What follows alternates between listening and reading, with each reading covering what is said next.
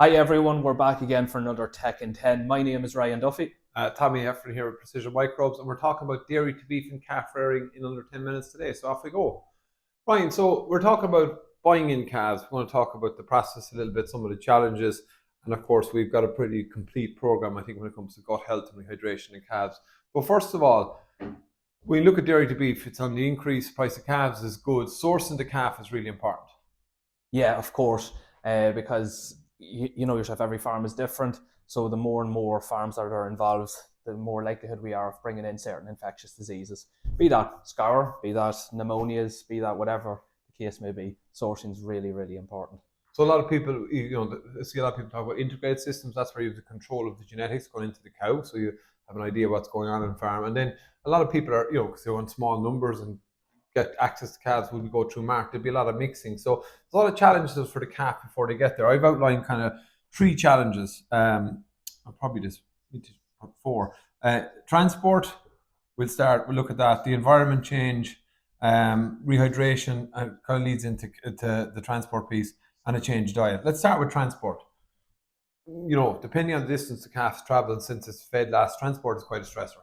Yeah, because if they're going to the mart, they have to be transported to the mart and then transported to the new farm. So there's a lot of handling and stuff between farm of origin and farm of destination. So regardless of how far those animals are transported, there's definitely going to be a number of stresses. Cortisol is going to go up. There's, as you said, mixing of ages, sources, sizes. And disease. And disease, of course. Okay. So look, it's one of the most renowned stressors that we often talk about. The environment is obviously changing. They're going to a new farm. I'd say the first 24 to 48 hours, that's when you'd prioritize straw. We'll talk about hydration with prioritize a warm straw bed, all in, all out systems that those calves are comfortable in lying, because they'll often want to lie down for a while at the start. Just when we look at that transport piece and hydration, the first 24 hours, a lot more farms are aware of this. They're rehydrating calves. We have developed HydroStem, which you can tell people about, and where that would fit in a calf rearing system if you want to rehydrate calves, if that's necessary due to long transport. Yeah, look, there's no doubt that calves that are transported going to the mart over vast distances, and electrolyte is going to be of major benefit for them.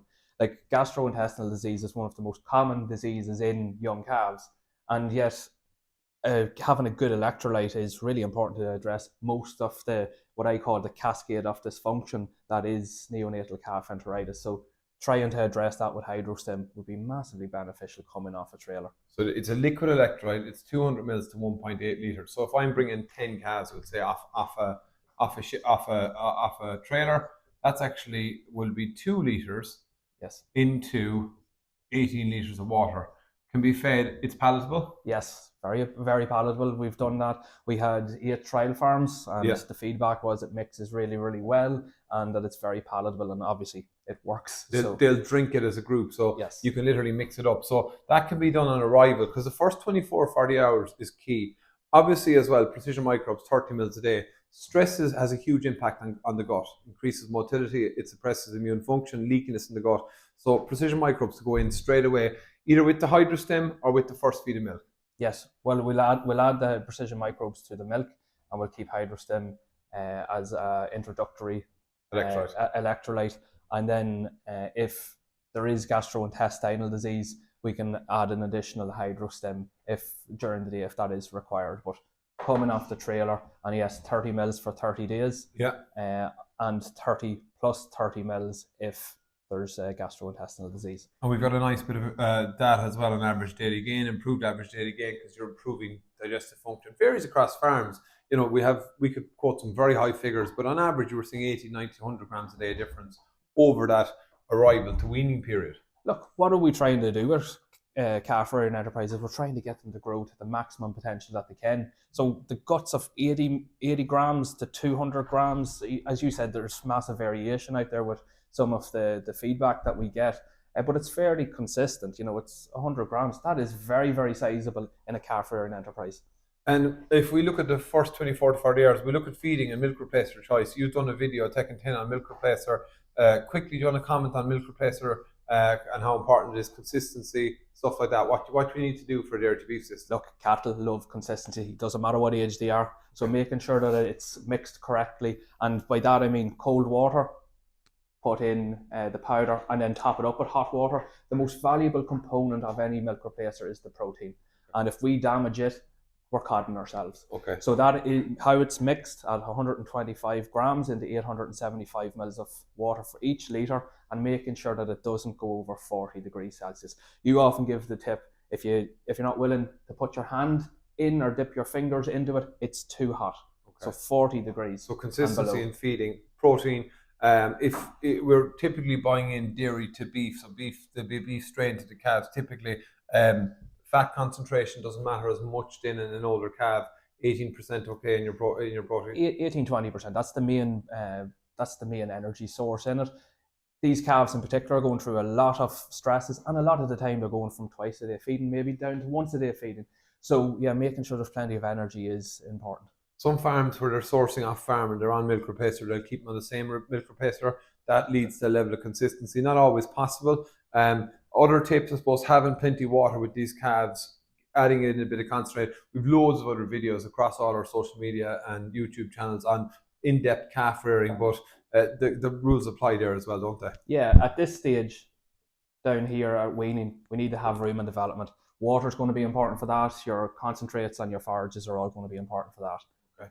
Ryan, the first 24 or 48 hours, you've done a lot of work in the past on pneumonia, and just get your expertise in that. The timing of respiratory vaccines, because respiratory vaccines do play a key role in calf rearing. On arrival, I hear more people talking about now to wait 24 or 48 hours until the calves are settled in. Do these things right, get them settled in. Even I say to people, Precision Microbes aids gut health, 70% of the immune function, getting that bang for your buck on your vaccine. What's your thoughts on timing of vaccines?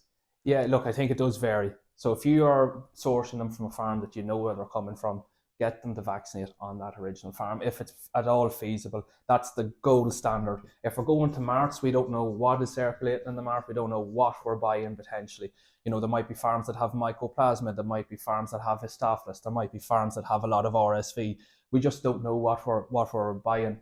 So making sure that we're making the right decision with our vets, as if we're using a dead or a live vaccine, to see how quickly we need protection is important. But yeah, I think letting them settle for a certain period of time, it means that the vaccines are going to work a lot better. If there's a lot of cortisol and stress after transport, the vaccine just won't hit the way that we want it to hit. Okay, well then I think we've talked about the environment, the straw, the warmth, the all in, all out system, getting the diet right, hydration, microbes, timing your vaccine well. Any other comments on calf rearing dairy to beef? No. Look, it just comes down to be careful with your sourcing, minimize stress. Those are the big stressors there. And we have a fairly complete calf gut health portfolio there with the Precision Microbes Pro and Postbiotic and the HydroStem. So I think we have a good offering there. Good. We have a webinar on calf rearing, dairy to beef calf webinar on the 19th of February, where we have experts from Ireland and the UK discussing all things calf health, calf rearing, and we'll talk about protocols as well. But it'll be really insightful to look at kind of different systems, different farms, and different vets' perspectives. I will put a registration link below the video. We should have registration link ready for this for when this goes out. That's it. Yep. See you next time. Perfect.